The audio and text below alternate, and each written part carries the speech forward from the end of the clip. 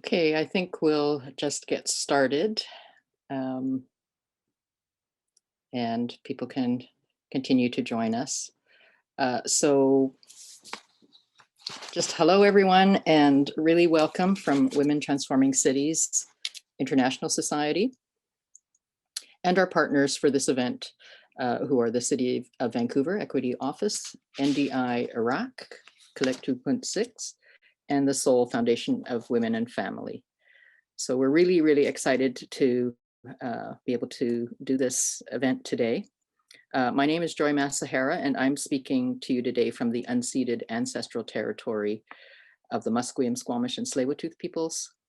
We are grateful for their stewardship of these lands that we live on here in Vancouver. You can see a picture of Vancouver behind me here. We would also like to acknowledge that today is the International Day for the Elimination of Racial Discrimination, and that we mourn the tragedy in Atlanta that highlights the intersections of gender and race, and that there is still much work to do. So I hope that in attending this event and others through this 2 weeks of CSW, that we can all be encouraged and inspired to keep moving forward. So I'm the co-chair of Women Transforming Cities.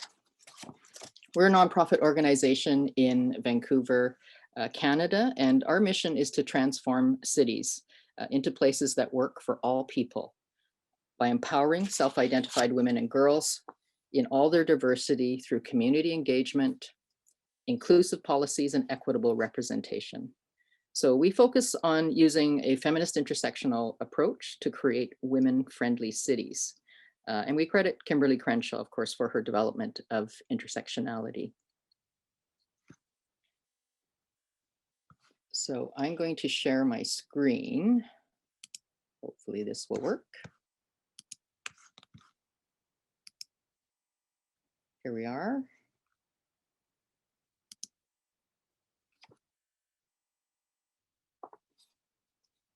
So what is a women-friendly city?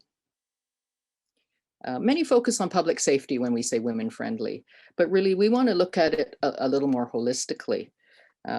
We want to live in cities where women and girls have real social, economic, and political power, where women thrive and live full, safe, and meaningful lives.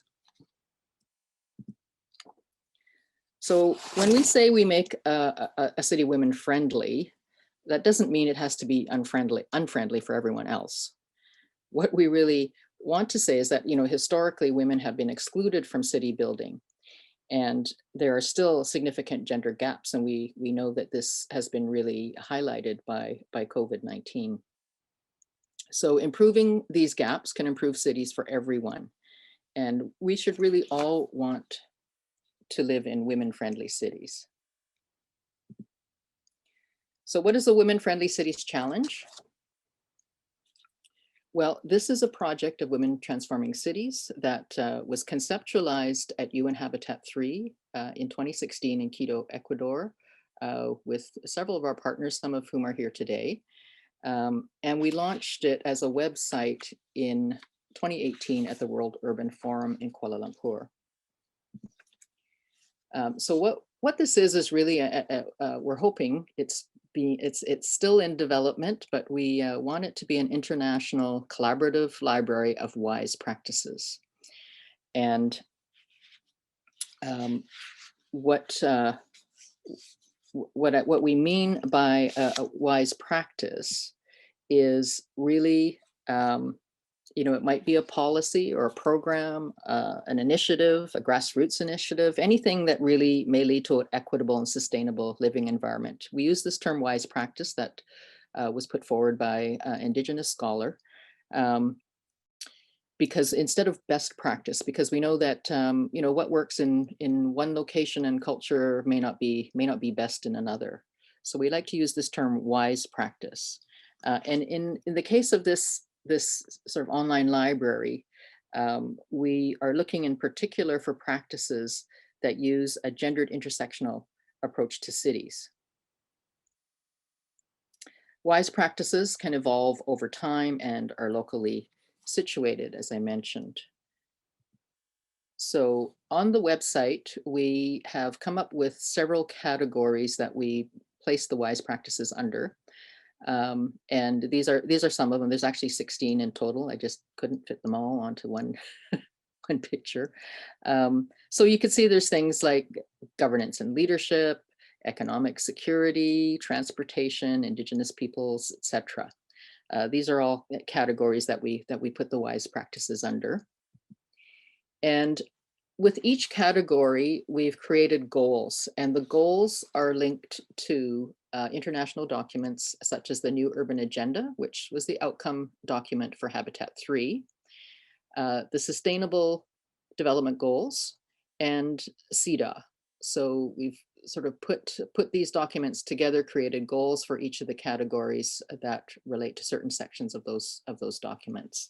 And we'll continue to revise these goals as we move forward. It's interesting to note that none of these documents really had goals that could be related to arts and media and culture. So this is some examples of WISE practices, and these are ones that are up on the site already. So you can see they're quite diverse. They range from, you know, policies. They might be. We have actually a WISE practice from Scotland, which they recently made it a law to have period products freely available throughout the country. So these are sort of things that we're considering as WISE practices. And we would like to invite actually all of you here, because we know that everywhere we go, there are WISE practices that have been developed by either governments or NGOs or you know, private sector. You know, there are multiple things that are happening in cities all over the world that could be on this website as a WISE practice. So we really invite you. There's a submission form right on the website, and hopefully someone has put the website link in the chat so you can go there and have a look. So really, with this library, the hope is to share knowledge, to inspire innovation, improve networking and collaboration, and challenge ourselves really to make cities equitable, inclusive, sustainable, and thriving for all. So thank you. That's just a short introduction to this Women Friendly Cities challenge, this project of Women Transforming Cities International. And we'll move on to our other speakers now. So each of our speakers will have about 20 minutes. Each organization will have about 20 minutes to talk about their WISE practices. I'm going to stop sharing my screen now and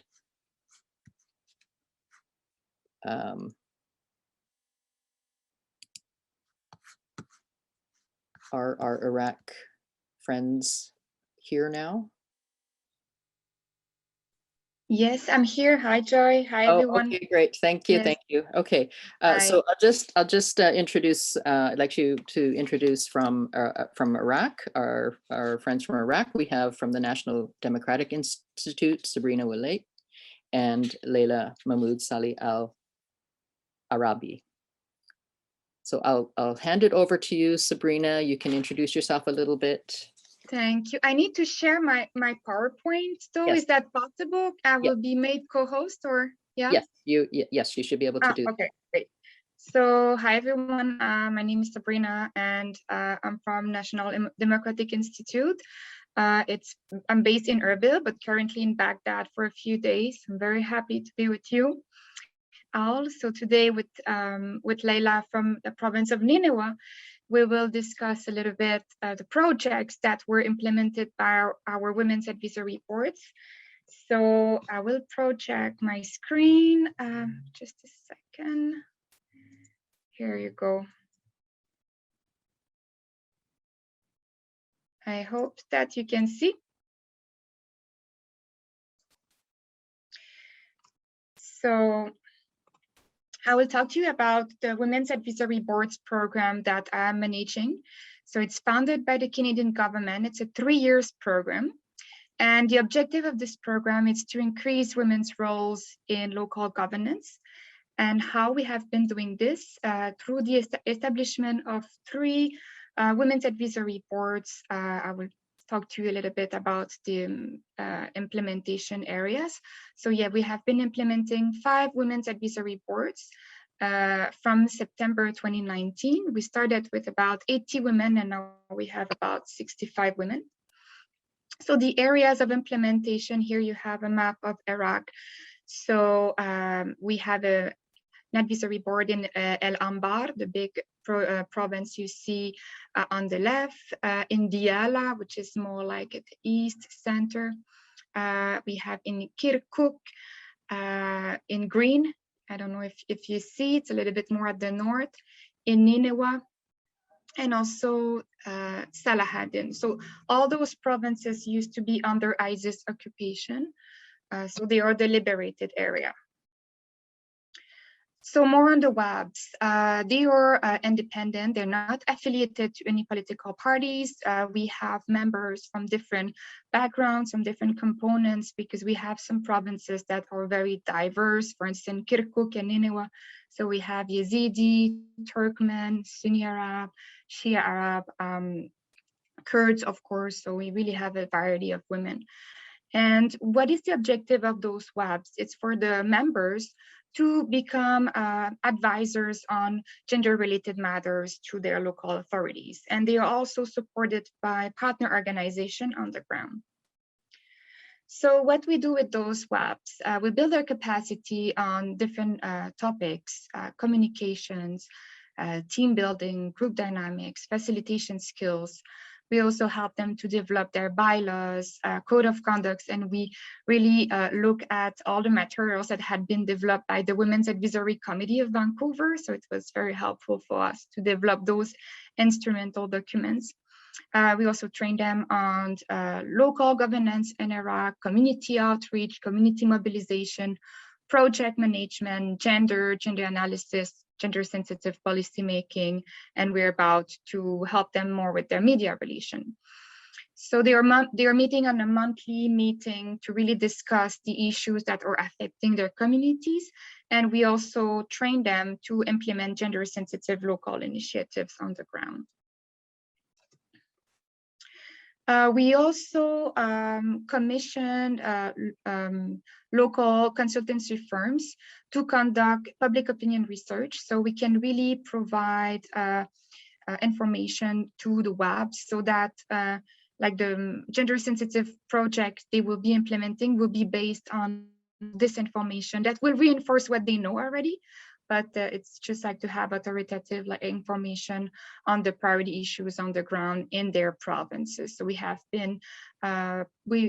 published 2 public opinion research since the beginning of the program. And as we can see from the latest one, it really showed how the pandemic reinforced the existing fragilities and issues in Iraq.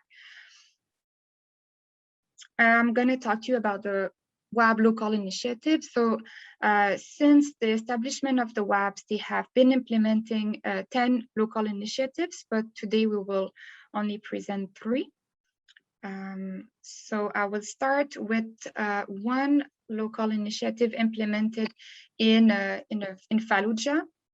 I also show you the map of Anbar, Fallujah, that is very known for sad circumstances. So we have actually members from Ramadi and Fallujah, and they implemented a project in each city. So the project I will talk about, it was implemented in vocational schools for medical equipment repairs in Fallujah. So the WAB members found out that in that specific school, the female students didn't have access to the lab because it's a mixed school and the lab was on the 2nd floor where the male students are, and the female student didn't feel comfortable to go there, and yeah, they felt like they could not really access the lab because it's still very conservative in Anbar, and they were just feeling like it was not like their place. So the members, after seeing that, decided that they will help, rehabilitate a lab with old equipment. So they decided to find, resources like to help them fix those devices, microscopes, dentist chairs, electrocardiogram devices, and many devices that we found in a medical lab. So, and they implemented this project between October and December 2020, and they had a very small budget, like $2,000. And they have been very active at meeting with decision makers, stakeholders on the ground. So I'm just giving you a bit of example of some of them that they met. So this also really helped them to build their, self-confidence, going out there, meeting with people and explaining who they are and what they want. And they also faced challenges, of course. Well, there was a pandemic context. The prices of the equipment really went up. So they had a very tight budget. So it was very, very hard for them. Movement restrictions, of course, there were curfews, lockdown, and also limited participation of government officials, probably also due to the pandemic. And another big challenge was the neglect of the school building and waste accumulation. But they also decided to take action. You see on the picture on the left, like one of the members talking, I don't know to whom, but probably someone from the school, but they also like took care of cleaning the place outside, clearing the waste. And this is a picture you see at the top. That was the state of this room, before that they refurbished with all the equipment. You see a dentist chair at the bottom, and you see another device. So they really decided that they would take charge and they would rehabilitate the lab. So here you see some of the members. So one key achievement, was that they established that lab for the female student, but they also noticed that there was an increase of student enrollments in that school. I think that for the first 2 years, there were about 200 students, but now for the new academic year, only for the first year, 200 students. So that was, I think that, because I know that they were able to do a lot of publicity around that and make some noise, and people were impressed of this action. So I guess that this increased also female students to join this vocational school, and also of course increasing their credibility and visibility in their community. Another project is from the Women's Advisory Board in the province of Diyala that you see here highlighted on the map.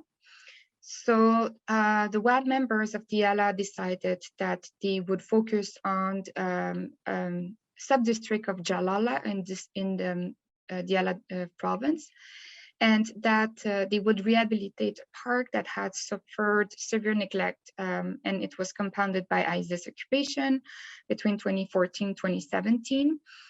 And they wanted to provide access to families, also female students, to a park, because in Iraq you have a lot of cafes for men where they can come and smoke the shisha, but there's not that much space where girls can gather. So they thought that in this public space, female students could come and it will be a safe space for them. So they decided that they would clean the place and provide green space and also encourage citizens to keep it in good conditions. And they had a budget of $3,000 US, and they implemented this project in 1 month.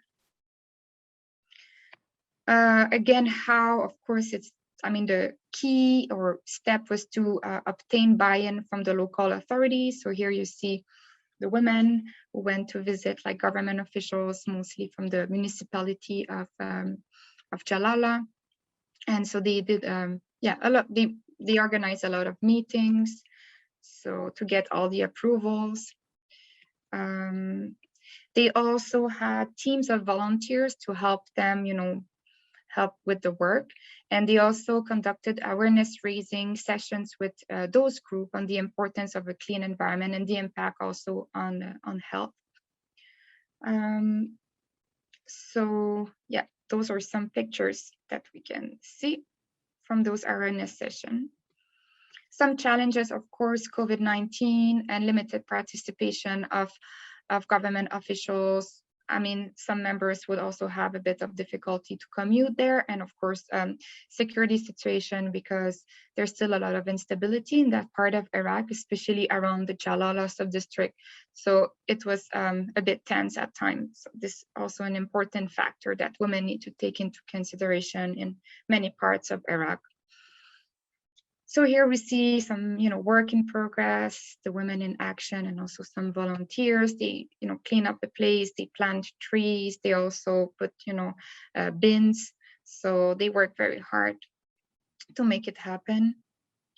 And then the achievement, all the families that gather in the park, they did a little bit of a ceremony. So yeah. And also one important thing that one of our partners told us is that, in Iraq, getting married, you need to rent a hall. It's very, expensive. And I think the next day after, they rehabilitated the park and they did that opening, there was like a bride and a groom that they got married in the park for free. So I know that they were very happy, the members, to see that, they did something good. And then those people who don't have much financial means, that this couple could get married in their park and with nice flowers and everything. So that was something that, that meant a lot to them. So I spoke a bit fast, but it's good, so it gives more time to my colleague Leila to talk to you about Ninewa, because Leila is from Ninewa. Leila, if you want, I can project your screen, so you just tell me when you want me to go next. Yeah, thanks, Abril. Very appreciated. So hello, everybody. I'm Leila from Ninewa. So first of all, I would like just to show you the Ninewa province and how this city has a rich cultural, ethno-religious diversity. So because of that, if without any mind, Sabrina, just to show the district. So I in this presentation, I just circulate each districts by a unique color, just to show you who are living here. So all the red circulars, it means the Arab Sunni people who are just living in this area. So for example, in Mosul, majority of people from Arab Sunni, Ba'aj, Hatra, yeah, just a little bit, Sabrina, by mouse. Exactly, this is the Mosul city. So all the red circle, it means the Arab Sunni who are living there. Then we have such an area for the Turkoman people, and Tulafar and the area around by the mouse. Yes, here in the black. And also I would like to show you the area for the Yazidi people in the with the border with Syria, up to the northwest, sorry, and to the northeast also for the Yazidi in Bashiqa and Sinjar. Then the last one who are living in Mosul is the Christian people in 3 sub-district area, Hamdaniya, Bartalla, and Tel Kef al-Qash. So this is the huge area, it's the Ninewa province actually. So because of that, you can find more than 11 or 12 different ethno-religious cultural people who are living together in the city. So now I just would like to talk about the women in Mosul, how those are deal with the status of women in Mosul 20 years ago. So during the late of Saddam Hussein regime, there are such kind of a faith campaign. So because of that, They didn't mention that, but it was very clear for everybody actually during that time. So they just remove a couple of statues for women. In the next slide. Thank you. In the next slide, so here the sculpture of women holders the jars in the left, and the other call it the girl of spring in the right side. So so the first one, just two means for the women who are using the jars in the ancient Mosul city. Then the goal of spring indicated of the moderate climate in most of the time in Mosul city, and had been assimilated by a pretty girl. So the statues above had been removed during the late of Saddam Hussein time under the pretense of maintenance actually. And those had disappeared and not returned. So no one knows where is those statues from Saddam time till now. But everybody know that this is because of the effect of the faith campaign during that time. So on the other hand, you can find during that time the three statues of the men. So for example, we have here the Muslian musician on the left, call it Uthman al-Musalli. In the middle, there are very traditional job in Mosul, call it as-Sawas, or somebody who are just sells the shoes of lycronic maybe, in English, if I'm not wrong. Then in the right, this is Abu Tammam. The boat had been born in Syria and then death in Mosul during the Abbasid time. So all those statues still actually in the city until the ISIS came. So when ISIS came, you know, for everybody, so those are just stand against of any cultural, any kind of arts. Because of that, they demolish these statues. So when we, after the liberation from ISIS, in the next slide, so some of the volunteer people from Mosul city, they just sculpt a new sculpture or a new statues for the girl of spring, and they put it from the same place. It is not that much semi of the first one actually, but it looks wonderful or amazing among of all the rebels around. You know what happened in the old Mosul city during ISIS time and during the liberation and the war. So that is what I would like to show to you, especially in the day of the Mother Day, let's say today, in the 21st of March. So then I would like to talk about the initiatives of Ninewa that we implemented in Mosul city and with the sub-districts around of Mosul. So the justification why we choose this kind of idea, actually, because there are a lack of the ATM machine in Ninewa. Instead of that, we have a service of the, call it private office for the key card. So the situation actually, to be honest with you, not that much secure in Mosul. Because of that, you cannot find any ATMs. Because of that, there are such kind of alternative way to get the money from such kind of private office in this city and the sub-district around. So the retired elderly must go to the nearest government licensed private office in charge of just to get the salary or the salary distribution. One of our reasons is just to encourage the retired elderly to follow social distance and preventive measures. You cannot imagine the amount of the salary for those people. It is not that much, $200. So imagine they should use they should manage this $200 during the month to still alive, to eat, to go to the doctors, you know.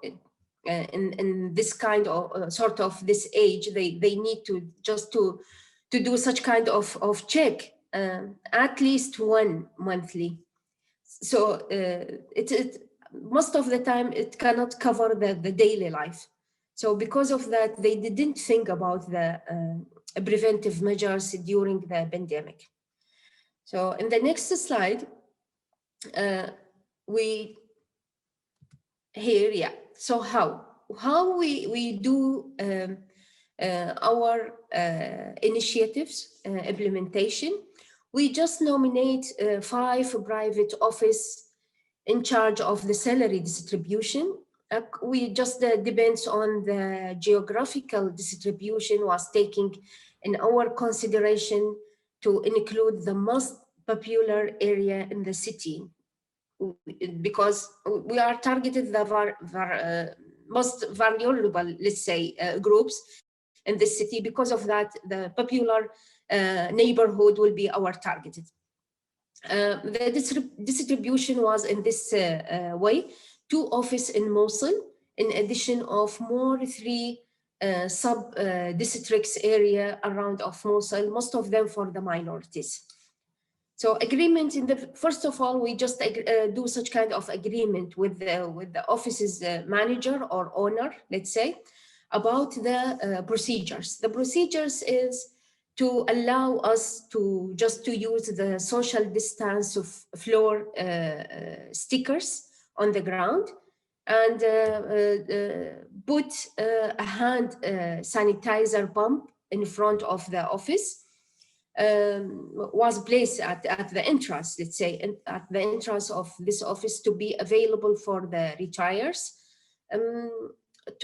We just ask them to help us to raising the awareness towards of the pandemic by distribution the mask, for example, or small brochure content or steps for self-protection. I would like just to show you some photo from the in the next slide, how we implemented our initiatives. As you see, the stickers on the ground and the pump, the sanitizer pump. And here we are, some of my colleagues just distribute the brochure for the preventive measures and steps with this lady. And in the next slides, as you see, this initiative was very welcome from most of the people, and they directly take the mask and use it. They don't care about it, actually. So this is our initiatives, and our achievements actually was we already raising the awareness towards the pandemic among of those people, helping the vulnerable groups to still alive, let's say, to care about themselves, supporting and strengthening the private sector in Mosul and the sub-districts around. Because everybody, most of the initiatives, implementation just focus to do such kind of dealing with the government institutions. But here we would like to just to support the private sector. So, and this is the whole from my side in regard of our implementation of initiatives in Ninewa. And thanks for your listening.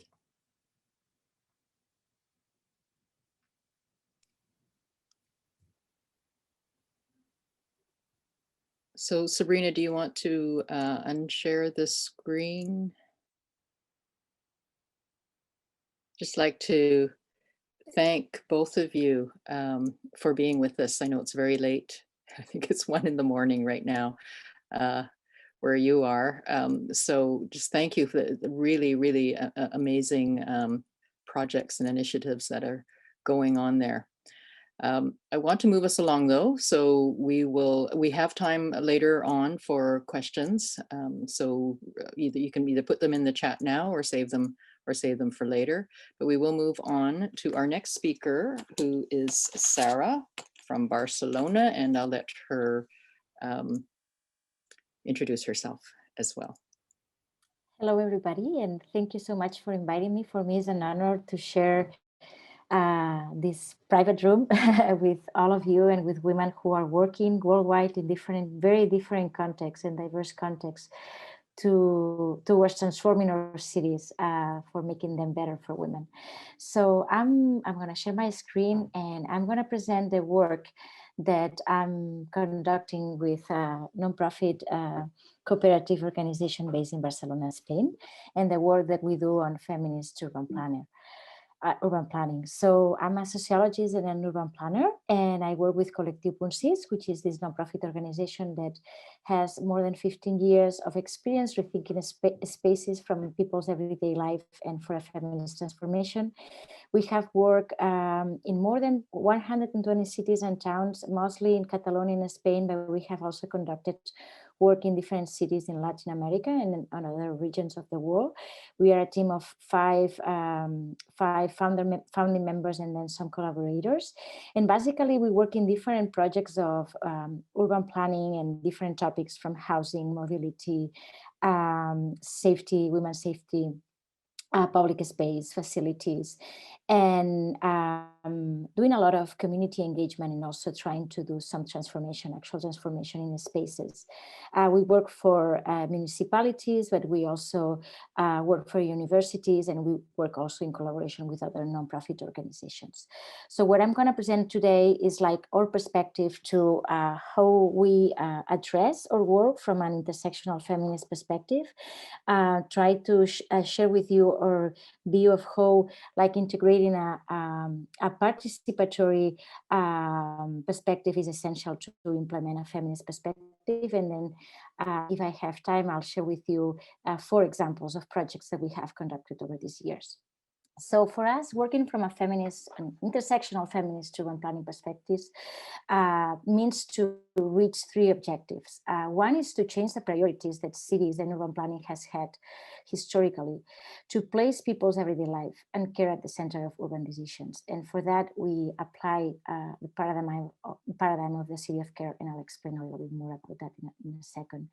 The second objective is to place women's safety and autonomy at the center. As you all know, that's an issue that also limits our right to the city, and we deserve spaces and cities safe for all and free for gender violence and other types of hate violence, guaranteeing women's right to the city. And the third one, we cannot understand feminist urban planning without placing women's active participation in the middle.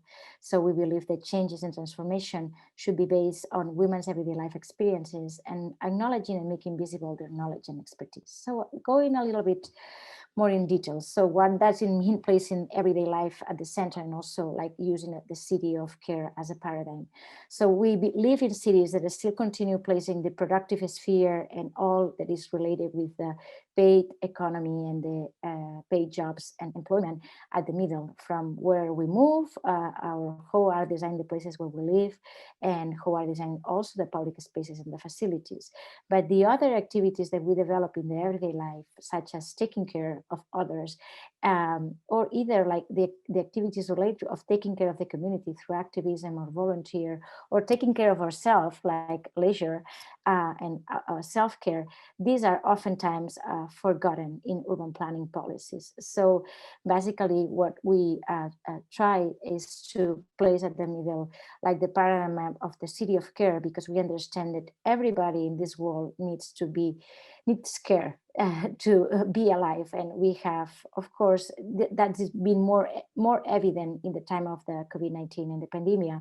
So for us, the city of care is a city that allows us to take care of others, allows us also to take care of ourselves, to take care also of the environment, and to take care of us. And through this paradigm, what we do is to strengthen the relationship that exists between the climate crisis that we have encountered for decades already, but also the care crisis, because care is most of the time developed by women, either if it's paid or unpaid care, and it's something that is not valued enough socially and politically and publicly. The second objective, safety, I won't expand much about that, but we have learned a lot from Canadians and from the work that has been developed in places like Montreal and Toronto, and later replicated in Latin America. And we have adapted the 6 principles of safety from a feminist perspective to improve women's safety in the spaces from the public to the private sphere and vice versa. So following these six principles, that a space feels safe when it's vital, informally surveyed and care, equipped, signposted, visible, and community area. And the third part that I'll focus a little bit more about that is that we believe that in applying and transforming cities for making better for women and integrating this feminist perspective is not possible if we don't use community participation. From our view of feminist planning, we believe that neighbors, residents, and the people who live in the territories, they are the main experts of those territories. And if we don't understand the needs and we don't assess the communities and look together for transformation and for improvements with the community, we are not gonna give the right solutions, or we are not going to solve the issues that those communities are facing, because they are the experts and they know what is happening on a daily basis. And we believe that women have a much more complex and diverse knowledge of their communities, because we are still today in most societies around the world, we are carrying a double and triple journey. We are working in the formal and informal sphere, but also we are carrying with the unpaid care work that we have to develop in our households, but also oftentimes we have to manage, even when we have like kind of like a more equitable household, we have to manage this third shift, right, of what cares involves. So how we approach community participation.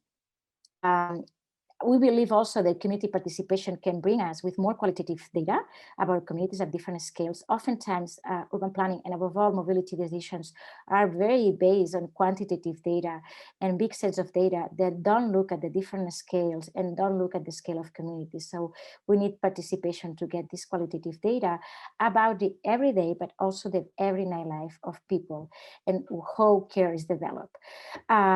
So we use an intersectional perspective. That means that we oftentimes, depending certain topics, we focus and we work exclusively with women and self-identify women, transgender women, etc. For example, issues of safety, that we believe that we are affected by them in a different way than men. Therefore, we have to create safe spaces to address that.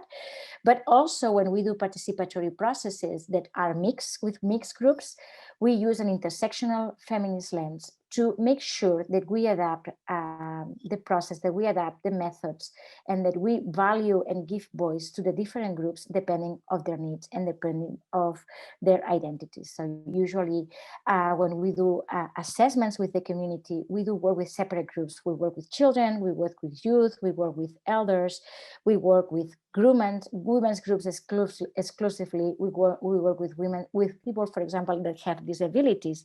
Being a group of the people with disabilities is very diverse, but each group needs a space, a particular space it's take care of, and a safe space to share their knowledge and to make sure that this knowledge and expertise is also valued. Sometimes when we mix groups in a large audience, the voices that are most heard are the ones of the voices of the people that have been historically granted more voice.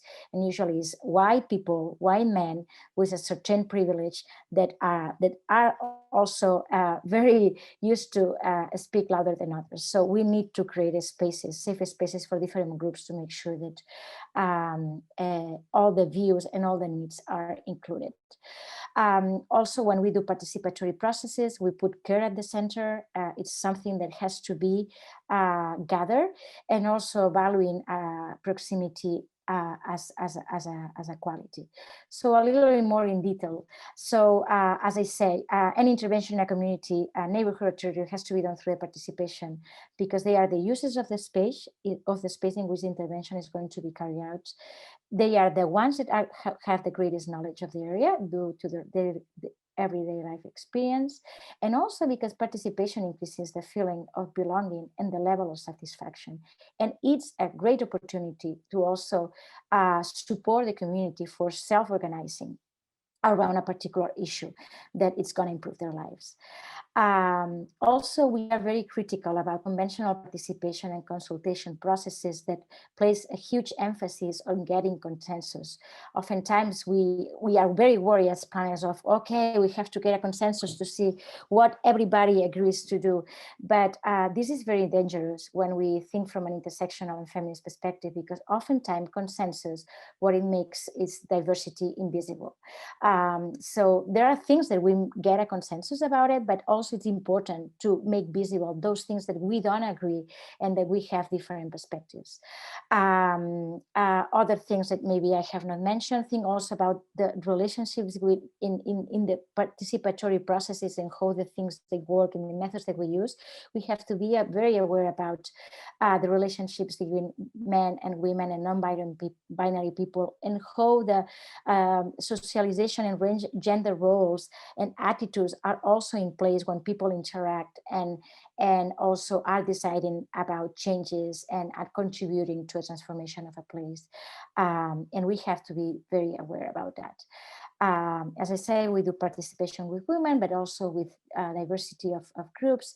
We have to be very flexible and creative about the design and the use of the dynamics to make sure that that we can ensure that all voices are heard.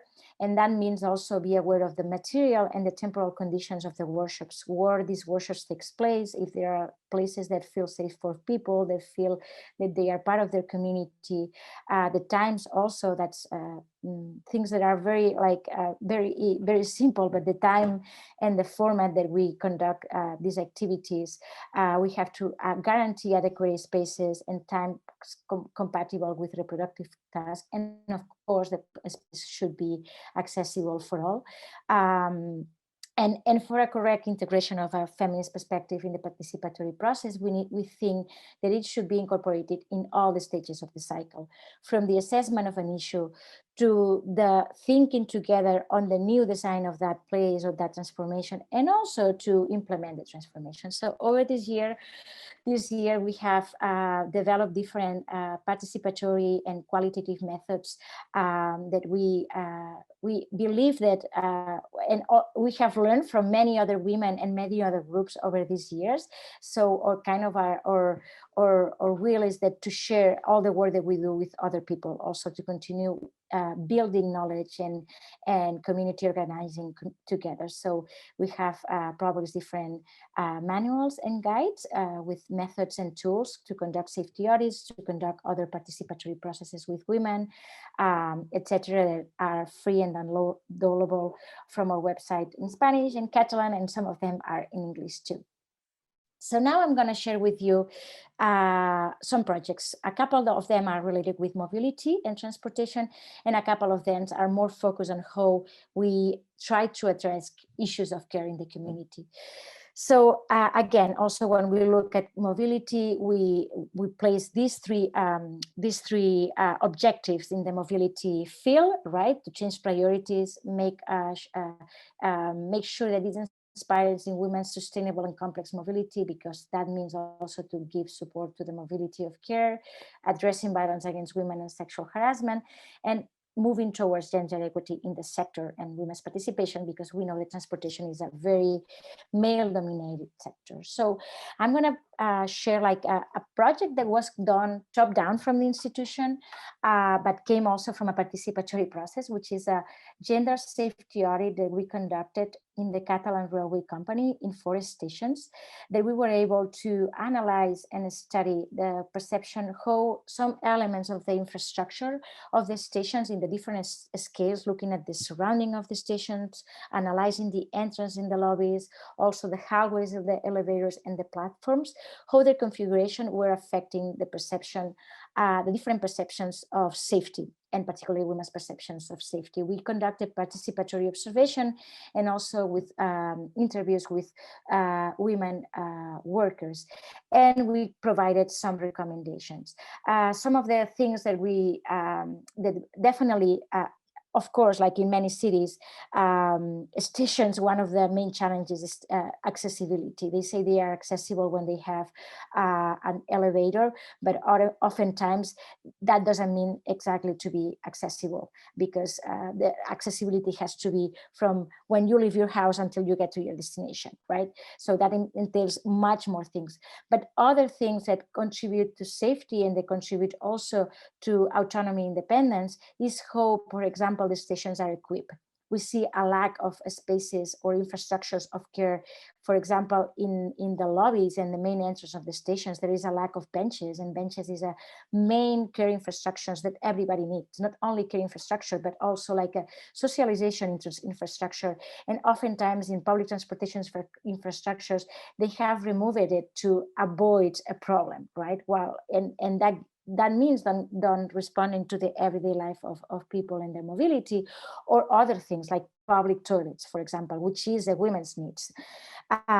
Women need more access to public toilets, and when we think of public transportation infrastructures, there are no public toilets, for example, either in the trains or in the stations or the places where we move. The second project on mobility that I wanted to share, it's more participatory, and it's a very recent project.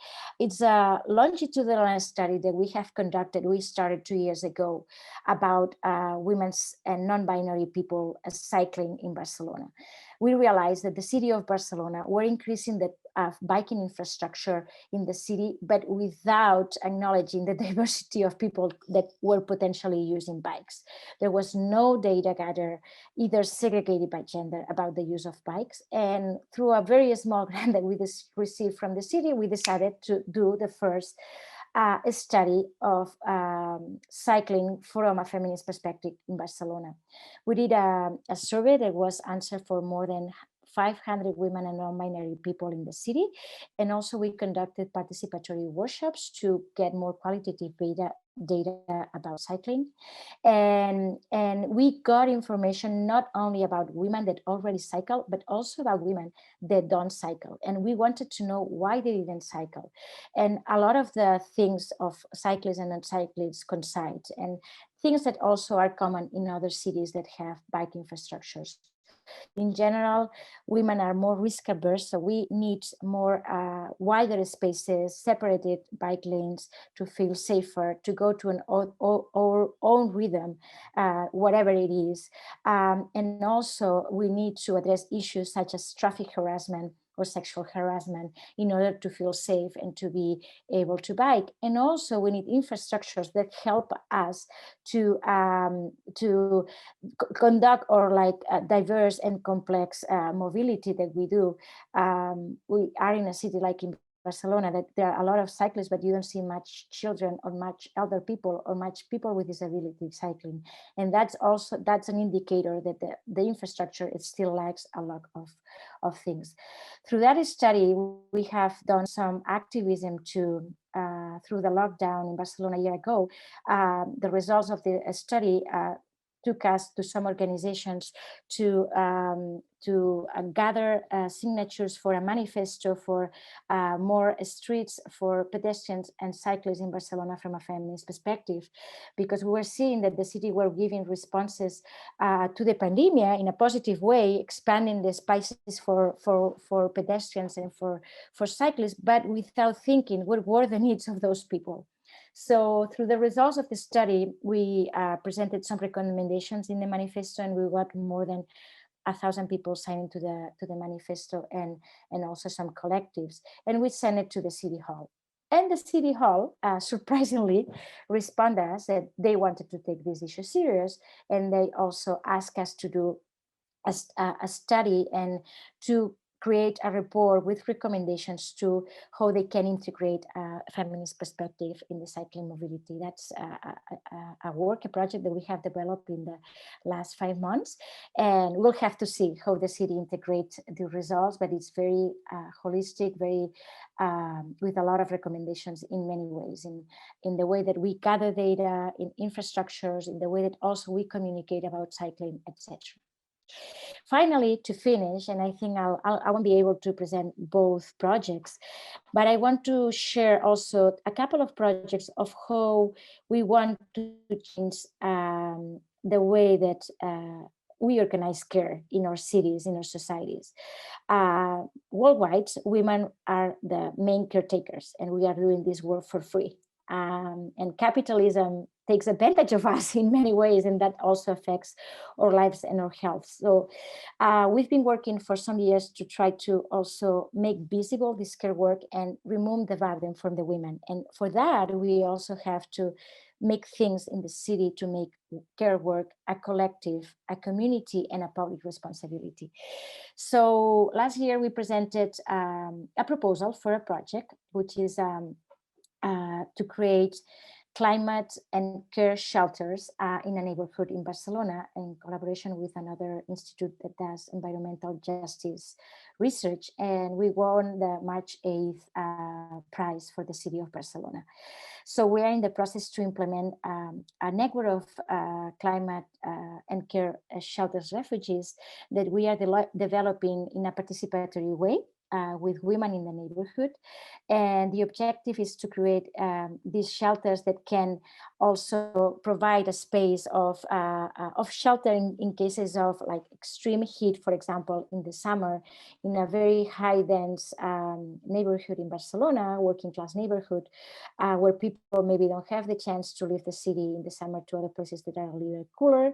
So how they can access to this network of climate shelters, but thinking of these climate shelters from this perspective, that they are also spaces of care and where we can socialize care and where we can take care of each other in a collective way. So we think it's a very innovative project also because it's kind of like responding to the double crisis of care and the double crisis of climate change. And we hope that in future presentations, we'll be able to present some results. And I don't have time to present the 4 project, but I'll be happy also to share more ideas and more thoughts with you in the questions in the Q&A part. Thank you so much. Wow, thank you so much, Sarah. You've been very busy in Barcelona. What amazing work, and the participatory process. Thank you for giving us so much insight into that, and hopefully there'll be some questions later about that, because I know Collectu is really experts in this area. So we're going to move on now to Hurriyah, to Seoul, with the Seoul Foundation of Women and Family, and I'd like to introduce Cook Mi-ae, who will be speaking about amazing project there. She will be speaking in Korean, and there will be English translation. So we'll let you go to it. Thank you. 안녕하십니까. 방금 소개받은 서울시 여성가족재단 국미애입니다. 저희 재단은 서울시 성평등 정책의 싱크탱크 역할을 하는 기관입니다. 저는 2013년부터 이곳에서 연구활동을 하고 있습니다. 성평등 실현을 위해 도시 사례를 공유하는 자리에서 서울시 성평등 임금공시제를 알릴 수 있게 되어 매우 영광스럽게 생각합니다. 이 자리를 기획해 주신 모든 분들께 감사의 말씀을 드립니다. Good morning and good afternoon. As was introduced, I'm Kung Mi-ae, and I represent the Seoul Foundation of Women and Family. Our foundation supports the Seoul Metropolitan Government, or SMG, on gender equality policy as a think tank, and I've been with this organization since 2013. It gives me a great honor to deliver a presentation on Seoul's gender equality wage disclosure at this event for sharing cities' experiences for the realization of gender equality. 페이미투는 아시다시피 성별에 따른 임금 격차의 심각성을 알리고 그러한 격차를 해소해야 한다는 여성들의 뜨거운 움직임을 말합니다. 저는 오늘 여성들의 이러한 목소리에 부응하여 서울시가 도입한 성평등 임금 공시제의 추진 과정과 앞으로의 과제에 대해 말씀드리려고 합니다. Pay Me Too, as you know, refers to women's active movement to let the world know how serious the gender wage gap problem is and how to reduce it. Responding to such voices of women today, I'd like to talk about the gender equality wage disclosure of SMG, focusing on its implementation process and future challenges. 발표 내용은 다음 세 가지로 구성하였습니다. 먼저 서울시 성별 임금 격차 현황을 간략히 살펴보겠습니다. And the presentation consists of three parts. First, I'll briefly examine the status of gender wage gap in Seoul. 다음으로 성평등 임금 공시제가 어떤 주체들의 참여를 통해 어떤 과정을 거쳐 추진되었는지, 그 과정에서 가시화된 문제는 무엇인지 짚어보도록 하겠습니다. And next, I'll explain how SMG carried out gender equality wage disclosure, who participated and identified what problems. 마지막으로 올해 성평등 임금 공시제 추진 계획을 개괄하고 제도의 실효성을 높이기 위해 서울시 여성가족재단이 제안한 내용을 공유하도록 하겠습니다. And third, I'll outline the 2021 disclosure plan and share our foundation's proposal to enhance the disclosure effectiveness. 이러한 취지를 담아 서울시가 제작한 성평등 임금 공시제 영상을 먼저 함께 보시겠습니다. Let's now watch SMG's video clip on gender equality wage disclosure.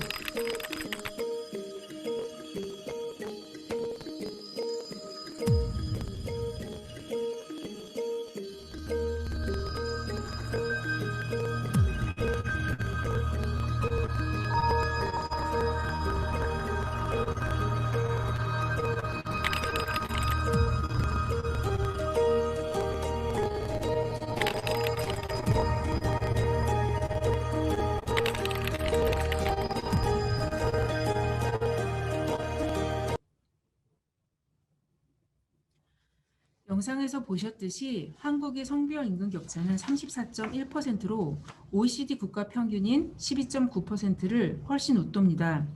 그런데 서울시의 경우 영상과 같은 시점인 2018년에 성별 임금 격차가 36.1%로 전국 평균보다 높습니다.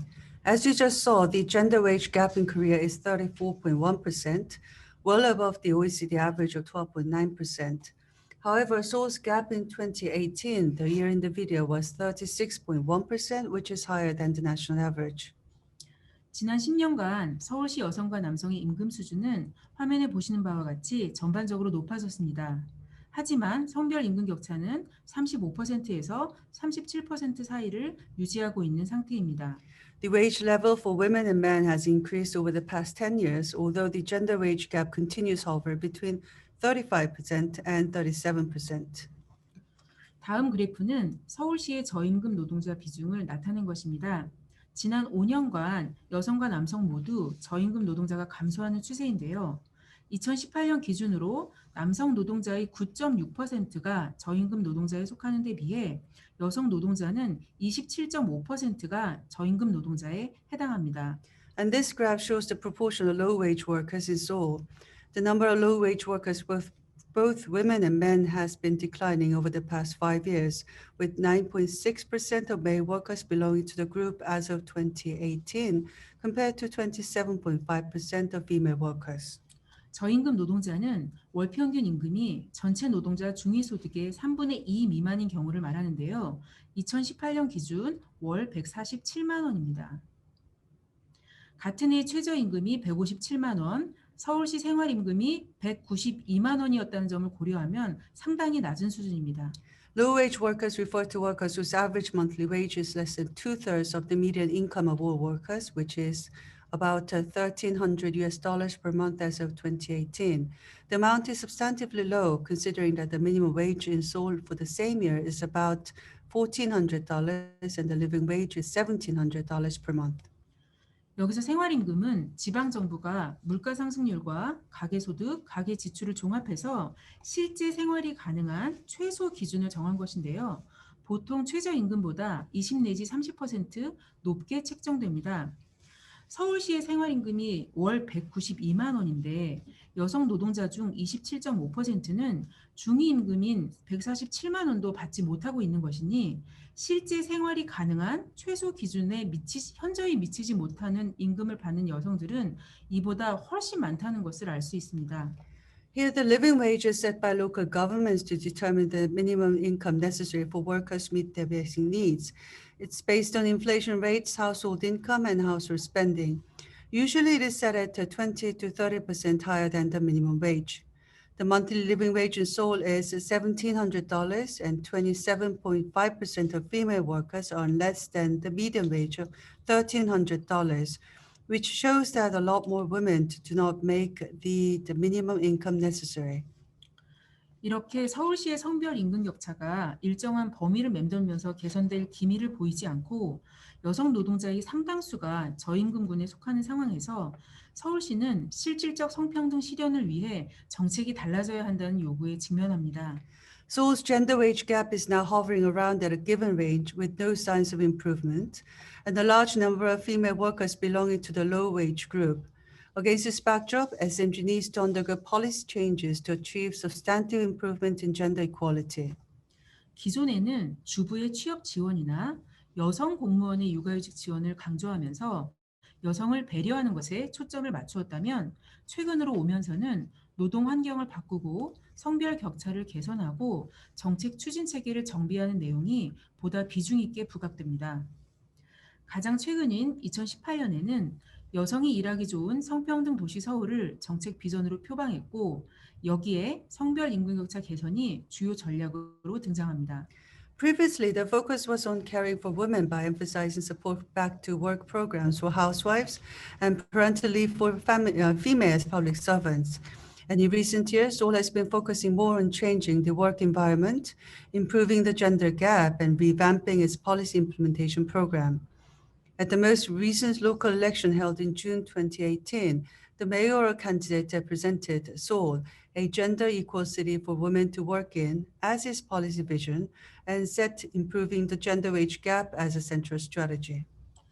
같은 해 9월 서울시는 성별 임금 격차 해소를 위한 성평등 노동정책 구현을 핵심 과제로 발표했습니다.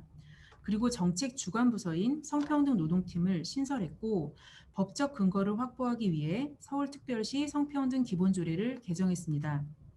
서울특별시 성평등 기본조례는 성별을 이유로 한 차별 철폐와 여성의 권익 증진 등을 통해 성평등을 촉진하기 위하여 서울시 정책의 기본 사항을 규정한 법규입니다. In September of the same year, Seoul announced the implementation of a gender-equal labor policy to bridge the gender wage gap as a key task. Also, Seoul established a gender-equal labor team, which is a division in charge of women's policy, and revised the Seoul Framework Ordinance on gender equality to secure legal grounds. The Framework Ordinance stipulates the basics of Seoul's policies to promote gender equality by eliminating discrimination on the grounds of gender and the promotion of women's rights. 또한 서울시는 민간 전문가가 참여하는 성별 임금 격차 개선위원회를 설치하여 성평등 임금 공시제를 구체화합니다. 성별 임금 격차 해소가 서울시의 핵심 과제에 포함되면서 이렇게 행정 조직, 법적 근거, 전문가위원회 등의 체계를 갖추어 전국 최초의 성평등 임금 공시가 이루어집니다. Furthermore, a gender wage gap committee in which private experts participate was installed to specify details of the gender equality and pay disclosure. SMG included closing of the gender wage gap in its core tasks, brought together relevant departments, established a legal basis, and set up a committee of experts to denounce nation's first gender equality wage disclosure. 그런데 성평등 임금 공시가 이루어지기까지는 여러 주체들이 관여하고 논의하는 시간이 필요했습니다. 그 과정을 조금 구체적으로 들여다보면 2019년 38 세계 여성의 날을 맞아 서울시는 성평등 임금 공시제를 연내에 도입하겠다고 발표합니다. 공시 대상으로는 화면 아래 보시는 바와 같이 서울시 투자출연기관이 포함되었습니다. But we felt that various actors needed to take time to participate and engage in discussion before making the disclosure. More specifically, on the occasion of the International Women's Day on March 8, 2019, SMG announced to make gender equality wage disclosure within the year. Investment-funded organizations of SMG that were selected, and they are shown at the bottom of the slide. 서울시는 공공부문이 먼저 성평등 임금 공시를 실시하고 추후 민간 부문으로 확대하려는 계획을 가지고 있습니다. 이렇게 서울시 투자출연기관으로 임금 공시를 하는 계획은 정책 주관 부서인 성평등 노동팀과 기관별 임금 자료를 분석한 연구팀, 그리고 성별 임금 격차 개선위원회를 거치며 구체화됩니다. SMG plans to first conduct a gender equality wage disclosure and expand it to the private sector. SMG executed its plan to disclose wages of investment-funded organizations through the Gender Equality Labor Team, which is the policy managing division, the research team, which analyzes the wage data by institutions, and the Gender Wage Gap Committee. 그런데 이 과정에서 기관의 임금 자료를 확보하고 공시 내용을 확정하는 데는 투자출연기관의 협조가 매우 중요했습니다.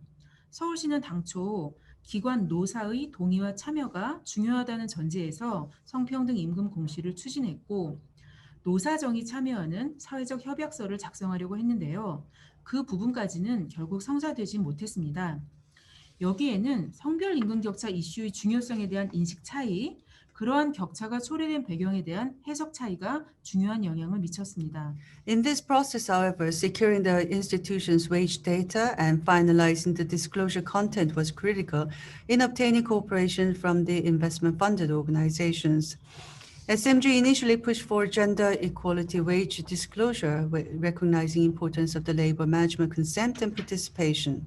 SMG tried to draw up a social pact involving labor, management, and the government, and efforts are still going on as we speak. I think it is a difference in perception of the importance of the gender wage gap issue and the differences in interpretation of the background that led to the gap that had a significant impact on the outcome. 이러한 과정을 통해 서울시 투자출연기관의 성별 임금 격차를 파악한 결과 화면에 보시는 바와 같이 격차는 최대 46.4%에서 최소 마이너스 31.6%로 나타났습니다. And through this process, we've identified the gender wage gap of investment-funded institutions in Seoul. The slide shows that the gap is somewhere between 46.4% and minus 31.6%. 사실 서울시가 투자출연기관 대상으로 성평등 임금 공시를 한다고 했을 때 공공기관의 임금 격차가 얼마나 있겠는가? 있다고 해도 그렇게 심각하지 않을 것이다. 이런 의견이 많았습니다. 하지만 이런 예상은 빗나갔고 기관별로 편차가 있기는 했지만 공공기관의 성별 임금 격차가 상당하다는 것을 보여주었습니다. In fact, when the SMG announced a disclosure plan for investment-funded organizations, many said that it wouldn't be so severe if there were a wage gap in the public institutions. However, contrary to this expectation, then the wage gap was significant, although there were variations by the institution. 또한 여성 노동자 비율이 낮은 곳일수록 성별 임금 격차 폭이 크고 성별 임금 격차 폭이 큰 기관일수록 여성의 근속 기간이 짧은 경향도 발견되었습니다. 전체 노동자 중 여성 비율은 평균 18.0%, 근속 기간의 성별 격차는 평균 7.7년으로 나타나 서울시 투자출연기관에서 일하는 여성들은 왜 이렇게 적은지, 여성은 남성에 비해 근속 기간이 왜 이렇게 짧은지 등등의 질문을 갖게 합니다. The lower the ratio of female workers, the greater the gender wage gap, and the larger the gender wage gap, the shorter the length of women's service. Within these institutions, women represented 18% of all labor force participants, and the gender gap in employment turned out to be 7.7 years on average. Why are there so few women working for SMG-funded organizations, and why is women's employment period so short compared to men? 성평등 임금 공시는 공시 그 자체가 목적은 아닙니다. 격차의 원인을 파악하고 이를 개선하기 위한 노력이 뒷받침되어야 임금 공시 추진의 정당성과 실효성이 담보될 수 있습니다. 이런 맥락에서 작년에 서울시 여성가족재단은 서울시 투자출연기관의 성별 임금격차 현황과 특성을 분석하고 격차 해소를 지원하는 데 필요한 과제를 모색하는 연구를 수행했습니다. Gender equality wage disclosure is not an end in itself. It's only when efforts are made to identify and improve the cause of the gap can the justification and effectiveness of the wage disclosure be guaranteed. In this context, the Seoul Foundation Women and Family conducted a study in 2020 to analyze the current status and characteristics of the gender wage gap in SMG invested institutions and identify the necessary tasks to close the gap. 또한 서울시가 기관별 성별 임금격차 개선계획 수립을 지원하기 위해 운영한 성평등 임금 자문단의 기관 간담회에 참여하여 노사와 함께 논의하는 시간을 가졌습니다. 노동, 법률 전문가로 꾸려진 성평등 임금 자문단은 기관당 3차례에 걸친 간담회를 통해 격차가 발생한 배경을 논의하고 혹시라도 규정상 차별적인 요소는 없는지 검토하였으며 기관의 개선계획 수립을 자문하였습니다. 또 채용을 비롯한 인사 관련 자료를 검토하고 성별 임금 격차에 미치는 영향을 파악했습니다. Also, we participated in the SMG Gender Equality Wage Advice Group's institutional roundtable meetings to engage the labor and management in support of the establishment of a plan to improve the gender wage gap for each institution.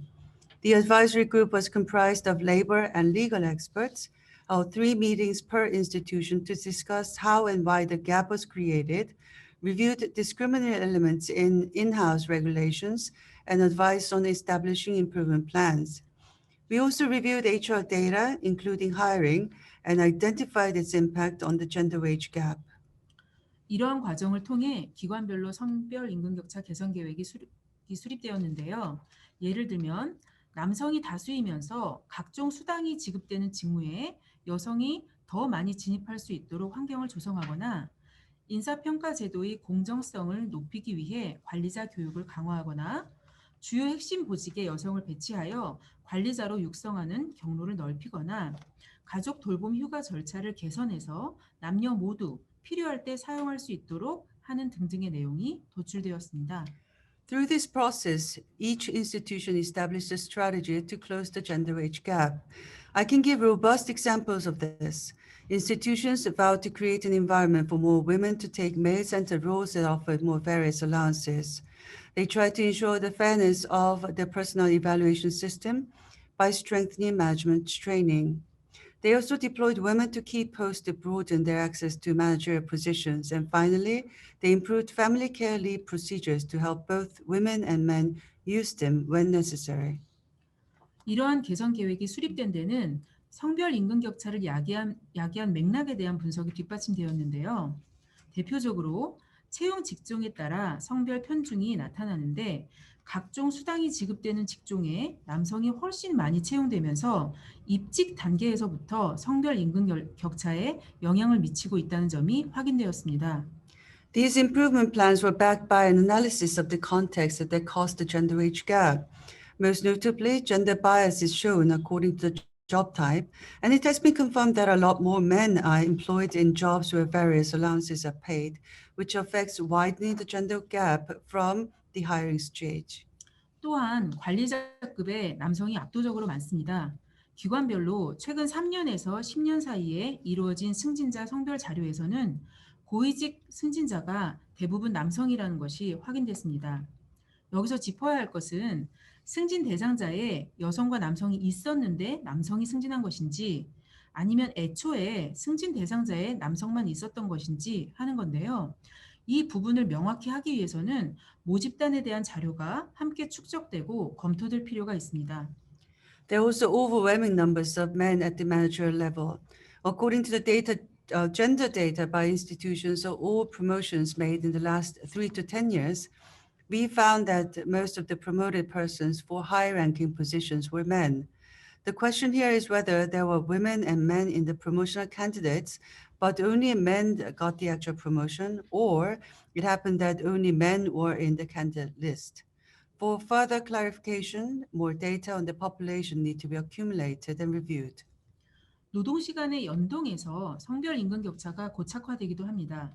여러 기관들은 남성 노동자는 여성 노동자에 비해 연차 휴가는 덜 쓰고 연장 근무는 더 많이 하는 경향이 있다고 강조했습니다. 한 기관의 최근 3년간 연장 근무 시간을 살펴본 결과 남성이 연간 평균 50시간 연장 근무를 더 많이 하는 것으로 확인되었습니다. In some institutions, working hours played a role in perpetuating the gap. Several agencies have emphasized that men tend to use less annual leave and work more overtime than women. We looked at the overtime hours record of an institution over the last 3 years and found that men are working 50 more overtime hours yearly than women. 육아휴직의 경우 사용자 중에 여성이 훨씬 많은데요. 최근으로 올수록 남성 사용자가 늘어나고 있기는 합니다. 그런데 육아휴직 사용과 승진 연한 포함 기간이 성별에 따라 다르게 규정된 경우가 확인되었습니다. 예컨대 육아휴직 기간과 승진 연한에 포함되는 기간이 모두 1년인데 여성은 육아휴직을 3년까지 사용하도록 하는 겁니다. 결과적으로 남성과 여성의 육아휴직 사용 양상은 다르게 나타납니다. In the case of the parental leave, as you can see on the screen, the majority of users are women, and it is also clear that the number of male users is increasing in recent years. However, we found that some institutions had a different rule for women and men in determining the use of parental leave and eligibility period, which means that the minimum length of qualifying service required for promotion. For example, institutions would set 1 year for both parental leave period and eligibility period, but allow only women to use the leave within 3 years as an exceptional clause. As a result, women and men differ in the pattern of parental leave usage. 마지막으로 2021년 계획과 과제를 살펴보도록 하겠습니다. 성평등 임금 공시는 2년 주기로 이루어지는데요. 2019년에 성평등 임금 공시가 투자 출연 기관을 대상으로 했던 데서 올해 이루어지는 2차 공시는 서울시 본청과 서울시립대를 포함하여 보다 넓은 범위를 포괄하게 됩니다. 서울시 본청을 포함한 것은 정책을 주관하는 서울시부터 성별 임금 격차를 개선하겠다는 의지를 표명한 것입니다. Finally, I want to talk about our plans and tasks for 2021. SMG discloses the gender equality wage every 2 years. The first disclosure in 2019 dealt with SMG invested institutions. The second disclosure to be made this year will cover a broader range of organizations, including SMG and the University of Seoul. SMG decided to include them with the resolve as the organization in charge of the gender equality wage policy in Seoul to improve the gap. 서울시립대학교를 포함한 것은 한편으로는 대학교라는 교육기관에서도 성별 임금 격차 문제가 가시화되어야 한다는 의미고요. 다른 한편으로는 서울시 사업소로 공시 대상을 확대하는 의미를 갖습니다. 서울시는 서울시립대학교를 비롯하여 30여 개의 사업소를 운영하고 있습니다. The inclusion of the University of Seoul means that the gender wage gap issue should become more visible in the education sector. Moreover, SMG is expanding the disclosure scope to include the city-affiliated offices, meaning special purpose businesses or entities operated by SMG. SMG currently operates about 30 city-affiliated offices, including the University of Seoul. 서울시 성평등 노동정책은 성평등 임금 공시제를 도입함으로써 큰 걸음을 내딛었습니다. 법률적 근거가 미비한 상태에서 지방정부가 선도적으로 성평등 임금 공시제를 도입하고 이를 추진하기 위한 제도적 체계를 갖추었다는 점에서 대단히 의미 있는 진전으로 평가됩니다. 하지만 공시 대상을 넓히고 격차 개선을 실질적으로 지원하기 위해서는 여전히 과제가 많습니다. Seoul's gender equality labor policy has taken a big step forward through the disclosure. It's evaluated as a significant progress in that local government has taken a forward-looking approach in introducing and systematically pursuing the gender equality wage disclosure against the backdrop of insufficient legal grounds. But there are still many challenges ahead of us. We need to broaden the scope of disclosure further and provide support to close the gap effectively. 우선 성평등 임금공시제의 운영과 개선 의무를 명문화하는 등 법적 근거를 정비하는 작업이 뒷받침되어야 합니다. 또한 정책 추진 체계가 효과적으로 작동하기 위해서는 서울시 관련 부서를 성별 임금 격차 개선위원회에 적극적으로 포함하여 협력 체계를 구축할 필요가 있습니다. 또한 서울시는 임금 공시에 참여한 기관들이 성별 임금 격차를 줄이도록 지원하는 내용을 담아 이행 계획을 수립할 필요가 있습니다. First of all, we need to establish legal grounds such as stipulating the obligation to operate and improve the disclosure. In addition, for the policy to be implemented effectively, it is necessary to establish a coordinating system by actively engaging SMG's relevant divisions to participate at the Gender Wage Gap Improvement Committee. Moreover, SMG needs to establish an implementation plan to help participating organizations reduce the gender wage gap. 서울시 성평등 임금공시제는 성별 임금 격차를 문제 제기해온 수많은 여성들의 목소리에 대한 응답입니다. 오늘 이 자리에서 공유되는 각기 다른 도시의 각기 다른 젠더 이슈들 또한 해당 도시 여성들의 변화에 대한 염원을 담은 것이라는 점에서 앞으로도 지속적으로 논의되어야 할 것입니다. SMG's gender equality wage disclosure is a response excuse me, to the voices of many women who have raised the issue of gender wage gap. Today, we're sharing the experiences of gender issues in different cities. I hope that our discussions will continue in the future as they contain the women's desire for change in our cities. 서울시와 서울시 여성가족재단은 그 자리에 함께하며 지치지 않고 목소리를 낼 것이고 성평등 도시 실현을 위해 나아가겠습니다. 이상으로 발표를 마치겠습니다. 감사합니다. The Seoul Foundation of Women and Family will join the efforts and relentlessly make voices heard and will move forward to realize gender equality at the city level. This concludes my presentations. Thank you for listening. Oh, thank you very much, Kukmie. Very impressive work from Seoul as always, and so we'd like to congratulate on your work. This has been very impressive work from all over the world that we've seen so far. So last but not least, so we can hopefully end on time and still have some time for questions, I'd like to introduce Therese Boulard. We're back in Vancouver now. So she's from the City of Vancouver, and she's going to talk about some wise practices here. Hi, and thank you so much. I'm just going to share my screen now so I can get the PowerPoint. Here we go. There we go. Hopefully everyone can see that. So I just want to say first that I'm really honored to be on this panel with such amazing women in organizations doing such incredible work. And I also want to acknowledge that I'm joining you from the traditional unceded territories of the Musqueam, Squamish, and Tsleil-Waututh First Nations. I'm going to be speaking fairly quickly so that we have time for questions on the City of Vancouver's Women's Equity Strategy. In January of 2018, the city adopted a 10-year strategy.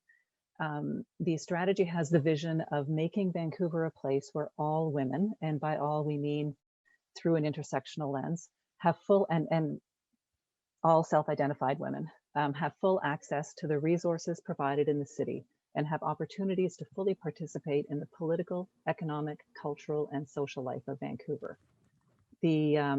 Although it's a 10-year strategy, we've chosen to move forward in a phased approach. So the first phase was 2018 to 2020, and Council has just approved the next phase about a week ago. And the reason we opted to go with a phased approach was so that we can be responsive to new learnings as we move forward, and that we can also be responsive to social and political developments as they occur. The strategy was developed after quite significant public consultations and in partnership with the City of Vancouver's Women's Advisory Committee. And through those consultations, there were 5 priority areas that were identified as needing particular attention in order to meet that vision of that inclusive city for all women. The first priority area is the application of intersectionality to our work. And that's more of a process piece. It's the source from which all of our decisions is informed. The second is the substantive area of women's safety in public spaces. The third is access to affordable housing. The fourth is access to quality, affordable childcare And the fifth is women's leadership and representation. And the fifth area, this leadership and representation, is the city looking within itself as an employer, and what kind of conditions does it have for women in leadership and women in historically underrepresented occupations and wage parity and that kind of an internal piece. We recognize that these 5 areas either work together to either enhance or to limit women's full participation in the economic, social, and political life of Vancouver. As I said, we've just wrapped up phase 1 and we're moving into phase 2. I'm not going to go through every individual action or goal, but rather just go over some key initiatives and some approaches that we've used to try to address some of the barriers experienced by all women in the city with respect to these 4 substantive areas and with respect to how we internally apply an intersectional lens to our work and our decisions. So within the priority of intersectional lens, one of our key initiatives is finalizing, adopting, piloting, and implementing an equity framework. The equity framework is essentially our intersectional lens. It's a framework that will be systemic in focus, that will apply not only to our women's equity strategy, but to all of our work in transportation and building public spaces, in parks and recreation, in all of our policies and decisions. The equity framework will influence all of that, and again, be that source from which our decisions are informed. The equity framework will be going to council for approval in October. We've been working on it quite diligently for the last couple of years with extensive internal and external consultations. So keep your eyes open in October of 2021 for that equity framework from the City of Vancouver. In parallel to that, we're also developing and implementing systems to gather and refresh disaggregated data, and that includes an annual audit of council, a gendered intersectional audit of city council and city council operations, as well as an internal equity and benchmark survey of our own workforce. So we have a workforce of about 8,000 to 10,000, depending on the season. The next priority area is women's safety in public spaces, and some key initiatives there. In the phase 1, we joined the United Nations Women's Safe Public Spaces and Safe Cities global flagship initiative. One of the requirements of being part of the UN Safe Cities and Safe Public Spaces is to conduct a scoping study, which is a very qualitative analysis of women's experience in our public spaces. And with our scoping study, we're aiming to improve the safety of women, two-spirit, trans, non-binary, and gender diverse people within our public spaces. And we know that it's still a huge issue. The pandemic really highlighted that. There was a 771% increase in hate crimes against those who are Asian in our community, and in particular, some pretty overt and violent acts towards Asian women within the city. So there's still a lot of work for us to do in that area. We're also going to develop a sex worker safety plan, building on the work that the city has been doing around sex worker safety since around 2011. There was a real issue in the city of missing and murdered sex workers, and that led to a commission of inquiry and a lot of recommendations. So we're still continuing that work and working to ensuring the safety of sex workers in our space, in our city. Another key initiative that we're going to work towards in the next couple of years is integrate within our work recommendations from Canada's National Inquiry into Missing and Murdered Indigenous Women. So there are several recommendations that apply to cities in that final report. And there's a local report called Red Women Rising on Indigenous women survivors in Vancouver's downtown east side. So we've hired somebody to look at these recommendations and develop a plan to implement them within our work as a city. And recently, last week, the City Council adopted a motion to implement relevant articles of the United Nations Declaration on the Rights of Indigenous Peoples within the city's operations. So I think that's also going to inform this work around Indigenous women's safety. And finally, this is an ongoing initiative that predates the Women's Equity Strategy. It's a social policy grants program. So we provide grants in the millions of dollars every year to community organizations that address inequity and mitigate conditions of vulnerability for residents. They provide direct social services like women's shelters, for example, and other community organizations. So that's part of our ongoing work. And because we've been consulting widely internally on the equity framework, the criteria for social policy grants is already reflecting an intersectional framework. So we're starting to see that happening, even though we haven't formally adopted the equity framework. We're starting to see its influence going through our programs. Around childcare, every city council that gets elected, at least to the last couple, they develop a capital plan, and within that capital plan for the term of their council term, they create goals and around childcare. So in the last council, they supported the creation of over 1,000 new spaces, and this current council is creating up to 2,300 new spaces between 2019 and 2022 in partnership with the province of British Columbia. And I just want to talk a bit about the approach to childcare, because the city isn't in the business of directly providing childcare or delivering childcare, but it has a lot of assets, and it has the ability to use its municipal authorities to stimulate the development of childcare. So two things that the city does. One is development cost levies. Most new development in the city of Vancouver is subject to these. It's almost like a tax for development. The other one is community amenity contributions. So these are in-kind or cash contributions to the city provided by developers when they're getting a rezoning that increases density. And so the money from development cost levies and community amenity contributions supports childcare, affordable housing, green spaces, and community recreation centers and public libraries, and as well infrastructure, engineering infrastructure, that all of those things that are impacted by development and increasing in density. So for example, in 2019, development cost levies brought the city over 100 million in revenue, and community amenity contributions, both the value of in-kind or cash, amounted to about 85 million. And one of the in-kind contributions in a new development, or new developments in 2019, was a commitment to build 155 new childcare spaces. So the city has a lot of leverage in negotiating these things and ensuring that childcare is always a priority. The city also provides grants towards the development of new childcare. If a nonprofit wants to develop a childcare center, the city has grants for that. The city also provides stabilization and enhancement grants for existing childcare centers to ensure that they stay modern and financially viable. And they also provide grants towards research focused on improving childcare in Vancouver. And those grants are usually awarded to nonprofits who are providing childcare at a lower cost for families facing vulnerable conditions in Vancouver.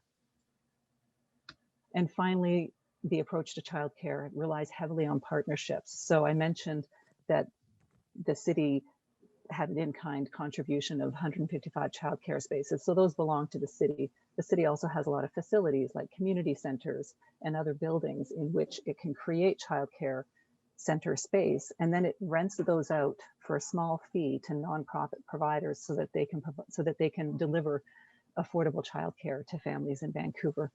A recent initiative here was the city building a childcare center on a rooftop of a city-owned parking garage in downtown Vancouver, creating 71 new spaces. The city also works in partnership with the British Columbia and works in partnership through the Joint Child Care Council with the Parks Board, with the Board of Education and childcare sector representatives to look for opportunities and approaches to continue this momentum of increasing the availability and affordability of quality childcare in Vancouver. Within housing, the city, as I mentioned, those development cost levies and community amenity contributions, part of those funds also goes towards housing. So the city is able to provide grants towards the construction of secured rental housing for women. So for example, the Olivia Sky House provided 198 affordable rental housing units for women And the city provided a $1.2 million grant towards that. The city also partnered with British Columbia Housing for another housing building that provided 39 new homes for women. And in addition, the city builds its own buildings. So the last public library that the city built and opened in, I believe it was 2019, and the latest, the fire hall that the city built, included an extra 4 or 5 stories so that we can create housing specific for women-led families. So on top, above the new library, there were 21 units of 2 and 3 bedroom 2 or 3 bedroom apartments, and above the new fire hall, there's 31 units of affordable 2 and 3 bedroom homes, and it's specifically targeted for women-led families. And the city works with nonprofit housing providers to manage those properties. So the city's not managing the properties directly, but partnering with a nonprofit to do that. The city also creates bylaws and provides guidance to ensure that new developments includes housing for families. So about 10, 15 years ago, the rush of development in Vancouver was focused on 1-bedroom condominiums, which provide maximum profits for developers. And it was happening at the expense of existing family-friendly housing, 2 and 3 bedroom units. So the city created a bylaw that any new developments have to include a minimum percentage of 2 and 3 bedroom and also provides guidance on how to create family-friendly housing. And finally, the city works in partnership. There's a longer-term partnership with the province of British Columbia. Oh, actually, the first partnership was with the province of British Columbia is creating 600 units of temporary modular housing for those experiencing homelessness. These are temporary homes that are supported social housing for those experiencing homelessness. Currently, 44% of the tenants in these buildings are women, and they are in buildings that are specific to women only. Partnership with BC Housing to provide 350 new permanent supportive housing units on city land. So again, that's another asset that the city can use, is to look at vacant city land and target it for the development of supportive social housing. And then again, those community amenity contributions. So in a recent building in downtown Vancouver, it was a 15-story building. It was an increase in density, and the in-kind contribution was 81 units of housing that were given to the city and that the city partnered with a nonprofit on to ensure that they were affordable for low-income renters in downtown. So that's, the city really uses as many levers as possible, as many of its assets and authorities as possible to stimulate the development of housing and childcare. And the women's equity strategy puts a gender lens onto that work. So even though these levers might have existed prior to the women's equity strategy really emphasizes a gender lens on that work. And finally, in leadership and representation, the city really has to look internally on how we do as an employer. So some of the things that we've done since the adoption of the women's equity strategy is we've increased the rate of hiring for women in leadership and in historically underrepresented occupations such as technology, engineering, trades, operations, firefighting. We've had some success with leadership. We've increased the percentage of women in leadership. Currently, women in leadership, which there's about 300 positions, 39% are women. And when we look at the executive leadership level, where there's about 32 positions, 52% of those are held by women. So we still have work to do, definitely, in that bulk, that wider audience of women in leadership. We've debiased the recruitment process, which was fairly easy to do because across our 11 departments and our large workforce, we have one recruitment team that all recruitment goes through. So recruitment being centralized means that we can really control the quality of recruitment and ensure that it's equity informed. We've increased pay transparency through a public report on our workforce pay rates and gender. So we have a report on our website that lists all of the positions, how many men and women in all of those positions, and what their rates of pay are. We've partnered with Women Transforming Cities on a 3-year partnership looking at systemic barriers to women's participation in local government. And that was a really great partnership that provided us with some really useful data that we're relying on now as we continue our work, and that provided some great recommendations. Some other key initiatives, we implemented a policy on breastfeeding in the workplace that actually influenced the creation of a breastfeeding space in a new building that the city created. So it's got the sink, it's got the fridge, it's got the comfortable chair and a lockable door so that there's privacy and an appropriate space for breastfeeding in the workplace. We've conducted focus groups to learn about barriers that are faced by women in leadership and in underrepresented occupations. And we're looking towards phase 2 to implement programs to address those barriers, mainly cultural barriers to women feeling fully included in those underrepresented occupations. We're conducting an employee benchmark survey to gather disaggregated workforce data to inform our workforce planning during phase 2. So we want to get an idea of who's in our workforce and what, you know, demographic, the dimensions of diversity within our workforce. We really want to get a handle on that and then do some planning around that. That survey is going out in April. And finally, we've implemented equity leadership in our performance planning and development. So at the end of the year, when it's time to assess our performance as employees, equity leadership is one of those. And it's not, when we say equity leadership, it's not just positions of leadership, that even people like myself, I'm an equity consultant, I'm going to get assessed on against those equity leadership competencies in my performance evaluation. So that's a way of keeping that at the forefront of our work. I think that covers it all. I kind of sped through it so that we have time for questions. I encourage any of you to email me if you want more details about anything that I've spoken with. I'm happy to receive emails. And if you want to be on the mailing list to receive the equity framework when it goes to council in October, just let me know. So thank you very much. Well, thank you, Therese. That was a really comprehensive look at all the things that the City of Vancouver is doing. And not to brag about Vancouver, but we are doing some pretty amazing work here. So thank you for that presentation. So we do have time now for questions. And so if you've been saving up your questions and haven't been putting them in the chat, this is the opportunity for you to, you can either ask, I think you can unmute yourselves now if you want and ask a question to any of the presenters here today. Or you can put your question in the chat as well.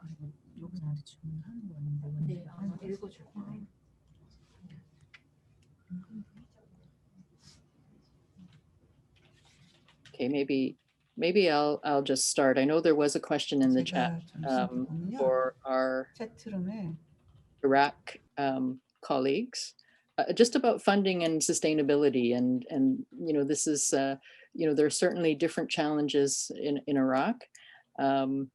So I'm just wondering if Sabrina or Leila, you want to speak to your plans for the future and sustainability of these amazing projects that have been started there.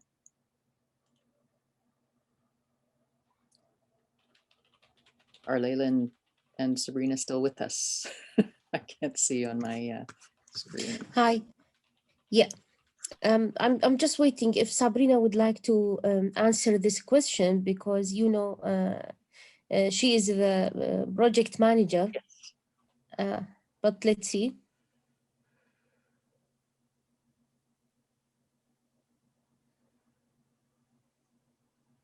So anyway, the project now had been funded by the NDI, as you know. So for the future, after the when we finish the 2 years of working with the NDI, we're going to find such kind of sustainable way to sustainable the WAP in the 5 provinces in Iraq. So it is still according to the member of the WAP in Iraq.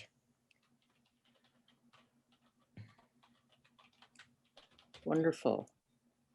Thank you. Okay, so Sabrina, do you want to make any further comments to what Leila said? Sorry, I was disconnected, so Okay. I didn't hear the question. Oh, Yeah. it was just about sustainability and ongoing. There was some questions in the chat earlier about funding and whether there were any concerns regarding funding from foreign countries and further funding. How you think things can be sustained going forward. Well, actually, as I said, it's a 3 years program. Actually, it was supposed to end by the end of this year. We will have a no-cost extension. Will end by probably end of next year. And we are planning to accompany the WABs to develop sustainability plans. So to really accompany them so that they can remain. So they are like citizens councils, and we hope that after the funding, they can sustain and still meet and work for the benefit of their community. So we will really work hard so that they remain sustainable, and train them also on project monitoring to ensure they can also look at the medium long-term impact of their project. So this is we're also envisioning, and we're looking at this as well, at those sustainability components. Wonderful. And I think there's some connections you've made in our chat today to maybe look at other options as well. So Yeah. And I hope you can connect with Iraqi abroad. And I have like a friend, recent friend, she's Canadian Iraqi, and she wants also to connect with the women. So we hope that we can engage them with other people from Iraq and around the world. Yes. Definitively. Yes, well, very, very happy to have had you here, to hear about what's going on in that. And there was so much more to tell, but because of Yes, the time, but, I was happy that at least I could give the floor also to Leila to share about Mosul and the history, which is so interesting, Leila. I'm very proud of you. Yeah. Yes, wonderful. Thank you so much, Sabrina. Yeah. Sorry, I'm just looking because I can't multitask. I'm just looking at the chat to see what other questions we have. Okay, here's a good question. We'll direct this to Sarah regarding your participatory process. So there's a question here saying in Australia there's a movement to ensure men's participation in creating safe spaces for women at night, and wondering what individual actions men can take to contribute to women-friendly cities. And maybe you could talk about that with respect to your participatory process, which has really been a huge focus of the work. Yeah, that's a tricky question because I don't know if I can give an answer about what men can do. Definitely they can do a lot of things, and they can start not supporting the violence that other men execute, and being definitely visibly against violence, and acknowledging that there are other men that are doing that, and they don't want to be part of that. Regarding participation, when we work on issues of safety, what we have done is to definitely create a safe space with women and self-identified women to address issues of violence and how they experience it, what are the strategies, and what things will help them to feel safer in their communities. So oftentimes, even people from the cities or from the towns and municipalities want to participate the planners and architects for example, when we do exploratory walks or other types of participatory activities with women. And we not encourage them to participate, either if they are men or women, because we believe that in order to know and assess what is happening in the community and work together with the women to transform things, it's important to create this safe space.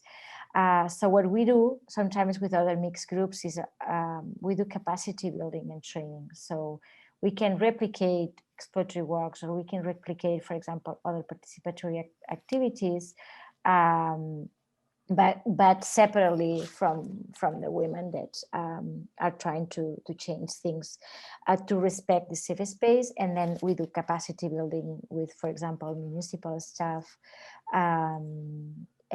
or youth. We also do work with youth. So more than working with, when we work with adult men, it's more like through capacity building and that we do with urban planners and other municipal staff. And when we do more like awareness raising more directly, it's more through work that we do with young men and women in high schools or spaces of participation that we create in particular participatory processes that we create as a group specifically with youth. But even with that, in some experiences when we have conduct safety audits, for example, in communities that it's been mixed with men and women, it's important to create also a safe space for young women and separately from young men. Above all, when you work with racialized communities, for example, because definitely young men face a lot of violence or a lot of perception of fear, but maybe for different reasons than women, right? So I think it's safer also for all of them to work first separately before starting to transform things together. Right. Sorry, I don't know if I answer correctly, but I think it just sort of illustrates how we have to keep intersectionality, in our minds when we're doing this work, but also the creation of safe space to gather information. Otherwise it's hard to gather that information. We only have a few minutes left. Apparently we won't get immediately kicked out, but so I did want to just have opportunity for Seoul and Therese from Vancouver to say a few last words. So with Seoul, I'm interested in hearing very briefly, how you were able to do this pretty massive audit, and what were the key features in place that to just be able to enable you to do it? Like, did you have to have the mayor, the government just saying this is what's going to happen, or what are your thoughts about how we can get this happening elsewhere?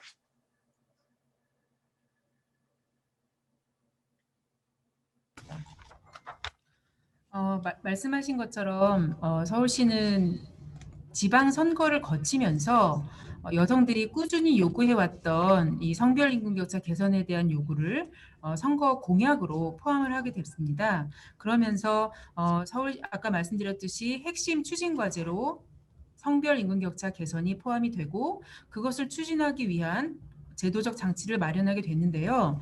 아직 한국에는 성평등 임금 공시에 대한 법적 근거가 이제 중앙정부 차원에서는 마련되어 있지는 않습니다.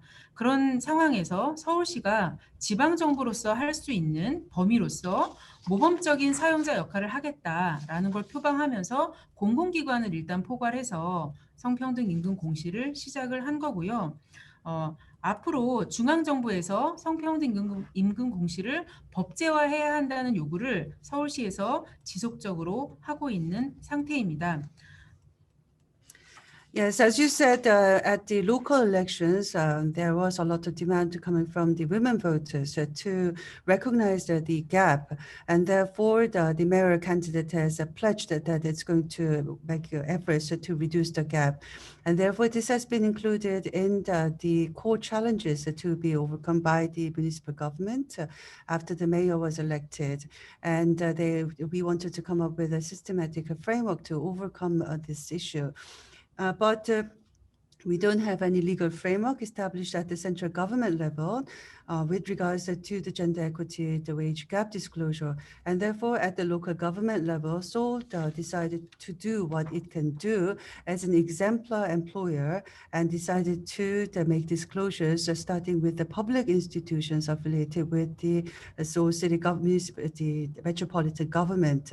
And also the Seoul metropolitan government is making proposals to the central government that the legal framework, which requires the mandatory disclosure, be made as soon as possible.